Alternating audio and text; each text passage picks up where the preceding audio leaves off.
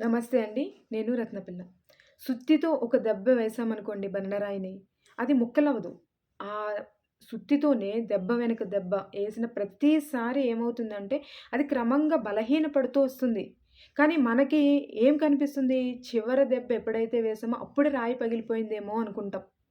కానీ ఆ దెబ్బ పనిచేసింది లాస్ట్ చివరి దెబ్బ మాత్రం కాదు.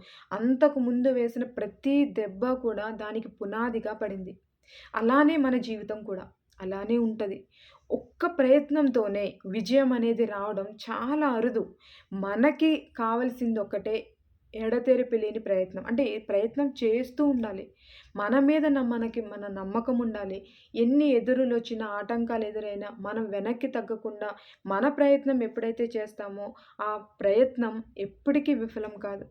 మన ప్రయాణం ఇంకా పూర్తవ్వాల్సింది ఉంది అని మనం దాని గమ్యం చేరుకోవడానికి ప్రయత్నం చేయాలి. చరిత్రలో చూసుకున్నట్లయితే ప్రతి విజయం వెనుక అంటే ప్రతి విజయవంతుడు వెనుక అనేక అపజయాలు, అనేక నిరాశలు, అనేక నిద్రలేని రాత్రులు ఉన్నా వాళ్ళు ఆగకుండా ప్రయత్నించారు కాబట్టే వాళ్ళు విజయ తీరాలకి చేరుకున్నారు. సో, ఎప్పుడు ఎలా ఎవరికి విజయం వస్తుందో తెలియదు. కానీ ఒక్క విషయం మాత్రం ఖచ్చితంగా చెప్పుకోవచ్చు. ప్రయత్నం ఆపని వాడిని ప్రపంచం ఎప్పటికీ ఓడించలేకపోతుందంట. ఎప్పటికీ ఓడించలేదు ప్రయత్నం అనేది. సో, మనం కూడా మన ప్రయత్నాన్ని ఆపకూడదు. ప్రతి విఫలం నీకు నేర్పించే ఒక పాఠం. ప్రతి అపజయం నీలో బలాన్ని మేలుకొల్పే ఒక అవకాశం. విజయం రాకపోయినా సరే, నీ ధైర్యాన్ని ఎప్పుడు కోల్పోవద్దు. ఎందుకంటే ప్రతి ప్రయత్నం నిన్ను విజయానికి దగ్గరగా తీసుకెళ్తూనే ఉంటుంది. లేట్ అవ్వచ్చు.